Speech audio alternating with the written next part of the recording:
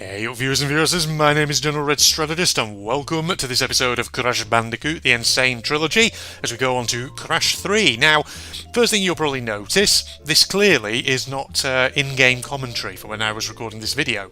This is clearly commentary that I've recorded afterwards. Well, you're also obviously no doubt going to notice as well that the in-game audio appears to not be there either.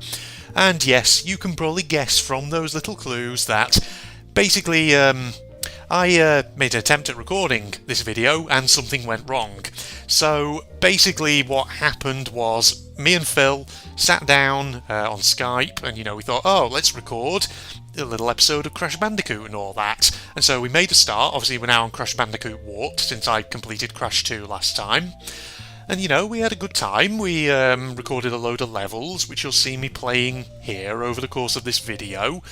And, we'd made some good progress on this third game, and I already, got to a point where I was like, oh, I kind of like this one. Then when we basically finished recording the episode, we then sort of quit out of the game to go and check the footage to see everything was alright, and it became apparent to us that no, not everything was alright, basically. Unfortunately, my own commentary had not recorded properly. Phil's commentary had, but of course mine was missing. So what it effectively meant was that basically it was me playing the game, but no audio commentary from my end, and just occasional snippets from Phil responding to things I'd said, but which had not been recorded, evidently. So I thought, well, shoot, I can't really put that out as it is, otherwise that video is going to make absolutely no sense. All you're literally going to hear is occasionally Phil's voice and the game audio.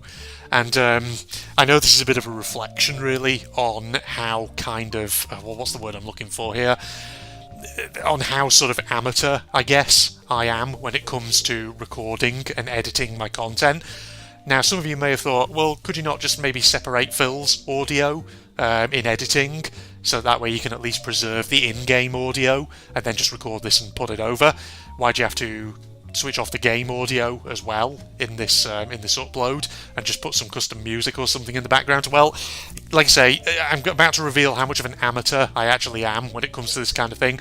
I don't record the commentary and the in-game audio separately. I know some YouTubers, for example, when they play games, what they'll do is, obviously their recording software will be recording the game and the in-game sound, whilst then they'll have something like Audacity open in the background that just records their commentary, and what they'll then do is afterwards they'll go into their editing program and they'll sort of match the two up together so that way it feels like it's one thing. I don't actually do that. Basically, I just use my Bandicam to record the footage and my commentary at the same time, so of course it all comes out as one file.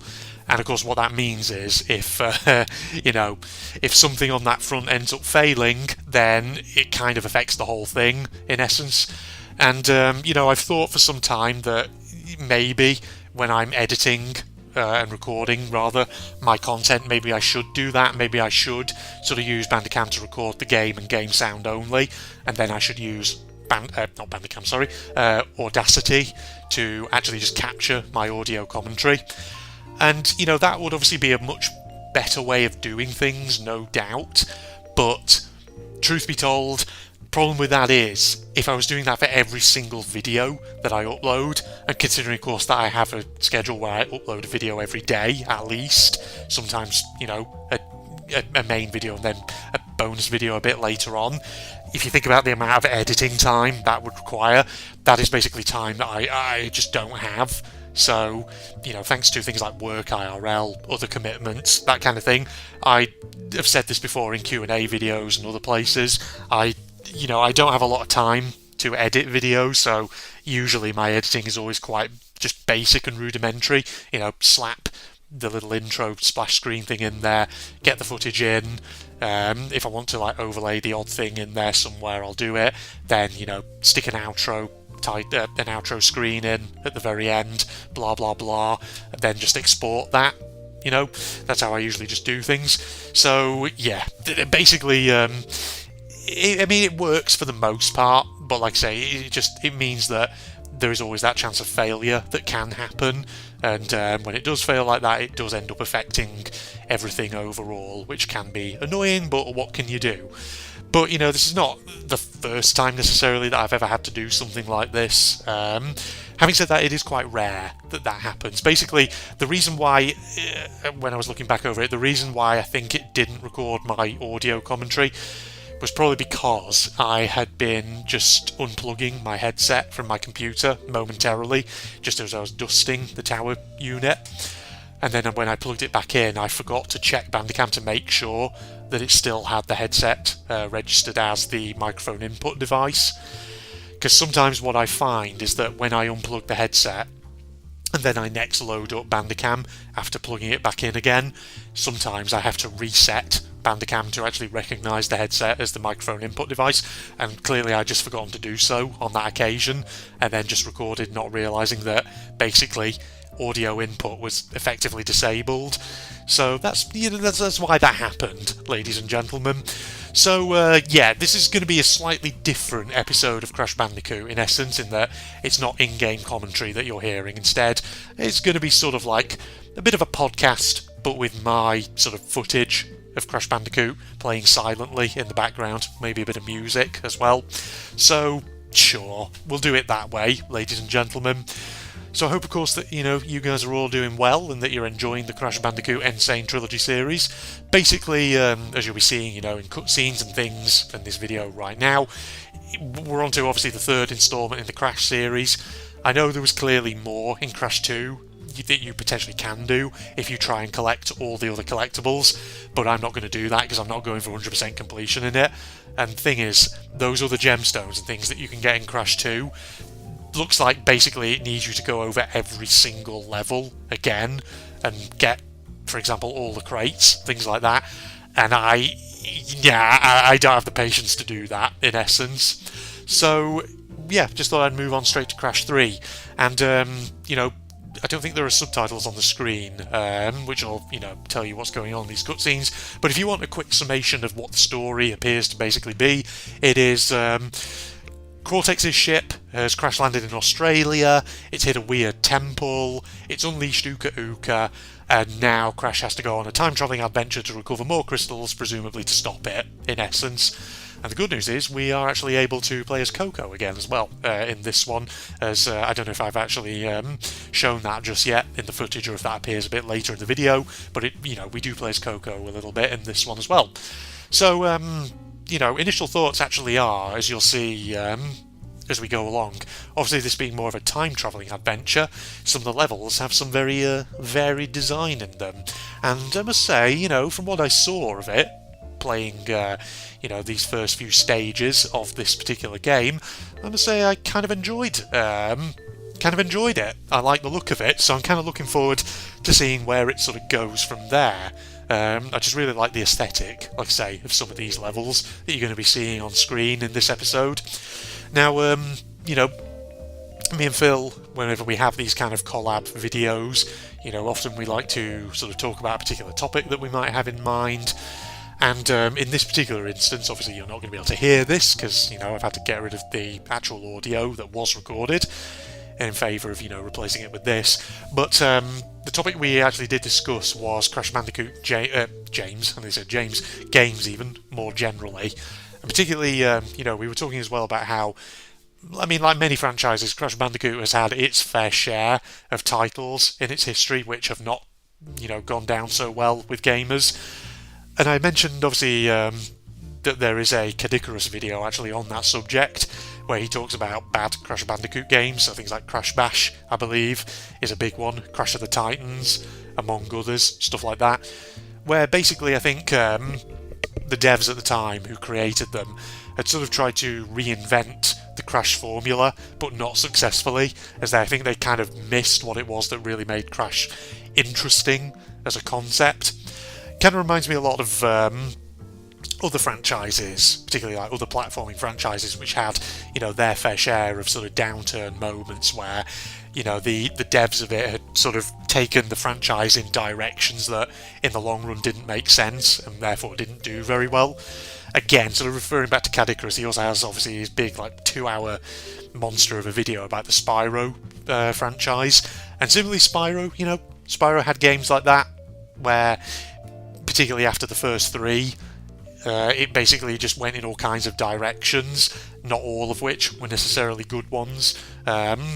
So Spyro obviously has had that moment. The Sonic franchise also has had tons of stuff like that, particularly once it got to, obviously, the new millennium and around about the year 2000. And basically it was sort of moving out of the 2D era into 3D. And of course, that was very much epitomised by games like Sonic 2006, among others, Sonic and the Black Knight, those kind of games, Sonic Unleashed, where basically Sega had tried to sort of like reinvent their mascot in different ways, which did not always go down very well. Yeah, and I'm thinking like Rayman as well, one of my big favourite platforming franchises, also in the 2000s had arguably its period of, where it really polarised gamers, with obviously the onset of the bloody Rabbids and all that. I know this is a sudden digression of topic here, but I was thinking about the Rabbids actually recently from the Rayman franchise, and it really kind of occurred to me that the Rabbids, in many ways, were kind of like the minions, weren't they, from Despicable Me, before Despicable Me and the Minions were ever a thing. Does that make sense to people? Do people see where I'm coming from with that? Because basically, the Minions and the Rabbids are kind of similar, in the sense of they are both small creatures that spend a lot of their time just making annoying noises. And, it's the sort of humour that really, more than anything, is meant to appeal to kids. But, yeah, I mean, I always remember the mid-2000s and the Rabbids era when Rayman was basically pushed to the back of his own franchise. That was a dark time for, hardcore Rayman fans and all that. And speaking of Rayman, obviously it eventually got back to its roots with Rayman Origins and Legends, but since then, there's not really been any news on the Rayman front, has there? Is Ubisoft still very much working on Rayman 4, or a new, proper Rayman instalment? I'm not entirely certain of that. But speaking of Rayman installments, there is a channel on YouTube, and if you're a Rayman fan, particularly a fan of Rayman 3, like I am, because Rayman 3 was my favourite of all the Rayman games that I've played. Basically, there's a channel on YouTube, and I think the name of it was marked as Unreal. But basically, it's a guy who is, I think, trying to create a remastered, completely updated version of Rayman 3 in, I think it's the Unreal Engine, something like that. And if you go and watch some of the videos he's put together, from what he's made so far, it actually looks really impressive. And I'm all here for it, ladies and gentlemen. So I'm going to be keeping my eyes peeled on that channel over the coming months, just to see, does he ever release a demo? How far does he get with it? Because if he can, I don't know, potentially produce this remaster, in essence, fan-made remaster of Rayman 3, that would be actually really fantastic. And I definitely, want to play that at some point on the channel. It's a shame that, Ubisoft itself does not seem to have any interest in remastering some of the older Rayman titles, or, maybe even sort of readapting them. Because, like Rayman 2, for example. Rayman 2 The Great Escape would be fantastic if we saw a remaster of that. And indeed Rayman 3, obviously.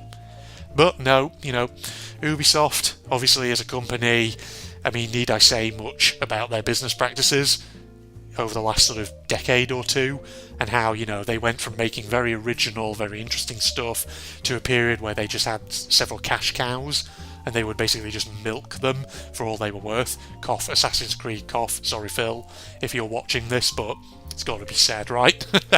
I say that because Phil obviously is a big fan of the Assassin's Creed franchise and all that. But, speaking of obviously back in the day when Ubisoft was, a bit more creative and was prepared to, create more imaginative and interesting content. Obviously, there's good examples of that. Rayman 2 and Rayman 3 being, and the original Rayman, of course, being examples. Other examples I could think of, obviously, Beyond Good and Evil, which I played the 20th anniversary edition of not too long ago on the channel. Well worth a watch if you haven't seen it. But also, I was mentioning actually in one of my Sir You Being Hunted episodes, actually, come to think of it, I don't know if that Sir You Being Hunted episode that I've just referred to will have gone out yet. If it has, it has. If it hasn't, then you've got that to look forward to. But, no, basically I was on GOG Galaxy not too long ago, and I was searching in particular to see if an old game that I vaguely remembered from my childhood was available on there. So the game in question I was thinking about was a 1997 sci-fi racing game called Pod, which myself, Phil and Connor actually talked about in the Sir You Being Hunted episode 700 Q&A video. And it was a game that, I only had snippets and memories of it. It was like a kind of one of those memories that over time has faded to the back of your mind. Then suddenly one day you randomly resurrect it and you think, oh yeah, do you remember that game that I played when I was just a young kid? And so, I thought about this game again recently because I had this sort of dormant memory that had been unlocked. And yeah, we found out that it was actually available on GOG Galaxy, Pod Gold edition, whatever it's called. So I recently bought that on GOG Galaxy, and I was actually very, very surprised to learn that it was an Ubisoft game. At least, according to GOG Galaxy, the publisher is Ubisoft. So another example, probably, of a game that was created in an era when Ubi was actually a company that was prepared to, do some really interesting stuff. And not just, milk the same franchises over and over again repeatedly, whilst not really changing anything all that much between them and all that. So, I didn't intend for this replacement audio that I'm recording right now to become a bit of an Ubisoft rant and rave, but hey, here we are, ladies and gentlemen. I'm sure you all have thoughts about that down in the comments if you want to engage with me on that topic. If you want to disagree with me, then feel free to do so. Feel free to post in the comments, saying, oh, that Red's talking right out his arse about Ubisoft and all that. Doesn't he know that Ubisoft is actually the best friggin' video game company in the world? I love me some Assassin's Creed 10 and Assassin's Creed flibbity florbity doo bars. And I love me playing friggin' Far Cry 1100 or whatever, or horror. That's how I imagine you people watching this all speak. I'm sorry for insulting you in that way, but at the same time I'm not really sorry. It's a joke. It's just a joke, bro. It's okay. Right, what was I talking about? I just completely distracted myself with that whole shebang there. No, I was just ranting and raving about Ubisoft and all that. I mean, the thing is, Ubisoft is not the only company out there that at one time was known for making games that were actually quite enjoyable before eventually it hit a point where it just became a big sort of, it just became a company that ended up milking cash cows. EA, of course, is, another big example of that. I say that because, there are EA games from yonks ago that I do remember playing when I was younger and actually quite enjoying. Command & Conquer Generals being one of them. But of course EA, like many of these companies, obviously reached a point where it too began sort of engaging in business practices that not everyone agreed with and all that. So, there you go.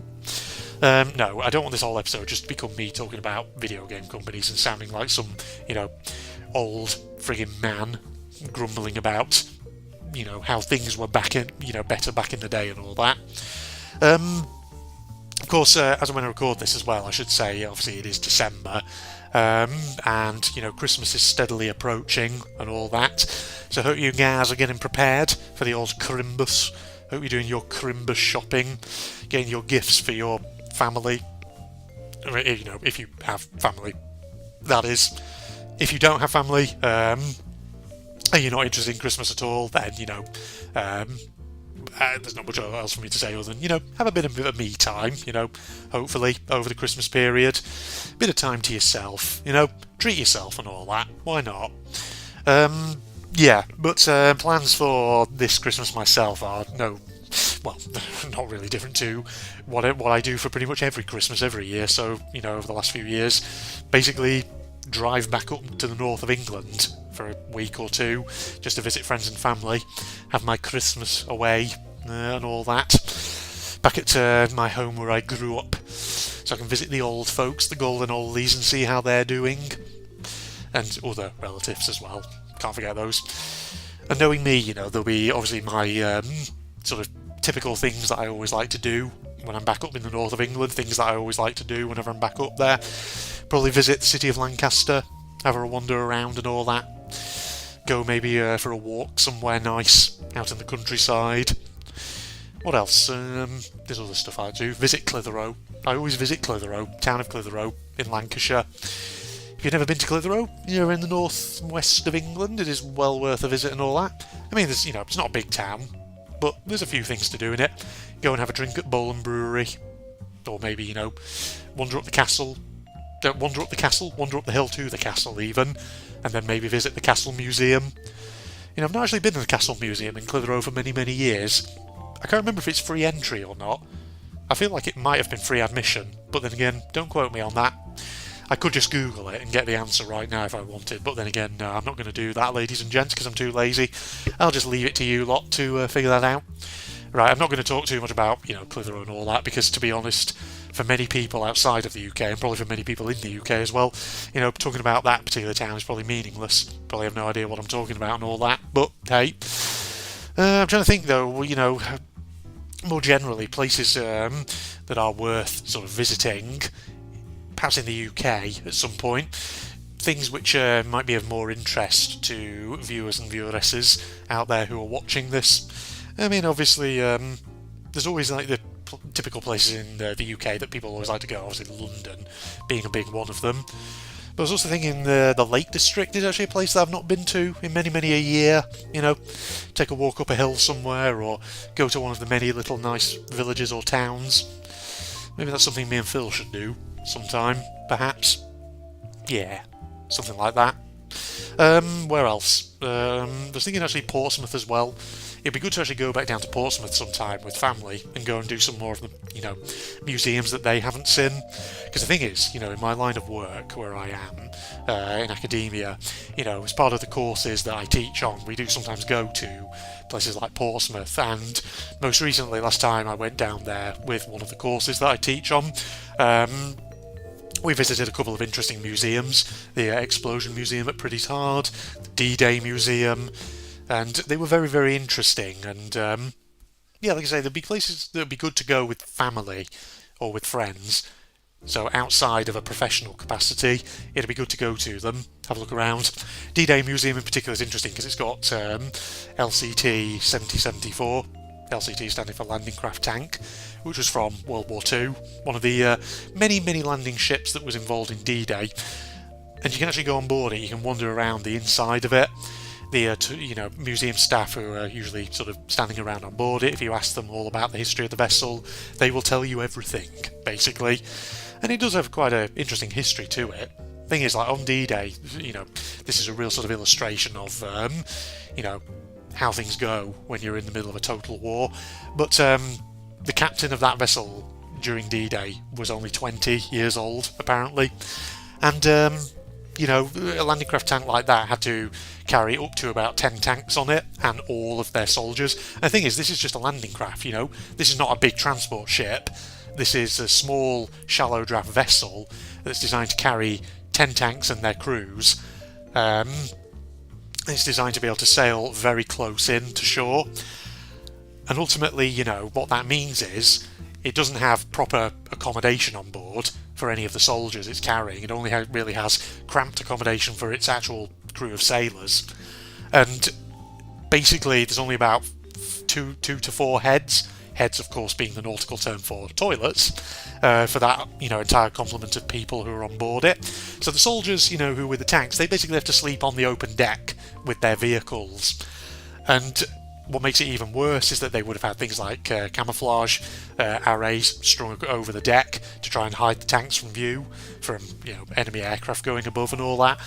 And basically, every so often, for whatever reason it was, the tank crews would actually have to turn on the engines of their vehicles. So what that meant was that, you've got, about 45 to 50 soldiers trying to live and sleep on the deck of this craft. And all they've got for cover from the elements is basically camo netting above them. And of course, because they're idling their vehicles every so often, for whatever reason they're doing it for, probably to keep the engines warmed up or something, basically what that means is you end up with a lot of diesel fumes accumulating across the deck, which probably results in a lot of your soldiers getting seasick and very ill, over the course of the duration for which they're stationed on board that vessel, waiting for the order for D-Day to commence. So many of them, of course, were just sort of glad when they actually got to the beaches. They rather would have sort of machine gun fire going around them rather than having to live on a vessel breathing in diesel fumes for God knows how much longer. But it's, just goes to show the sort of things that, if you're a person at that time in that position, the sort of things you're having to contend with and all that. It's bringing history to life, ladies and gents. And you know me, I'm quite the history buff. I love history. History was always one of my favourite subjects when I was in high school. So that acts as a good segue actually into that particular topic. Fuck it, now that I've brought up the subject of history in high school, I might as well talk about that. When I did GCSE history back in the day, obviously we covered World War II. It's a big one. I think pretty much in any high school in Britain, they will teach World War II quite frequently, because it is just one of those big events that did shape the nation quite considerably, so naturally they spend a lot of time on it. But there were other things, that we learned about in high school history. Yeah, I remember about obviously the Cold War. We also learned, I think, about the Vietnam War and the US Civil Rights Movement.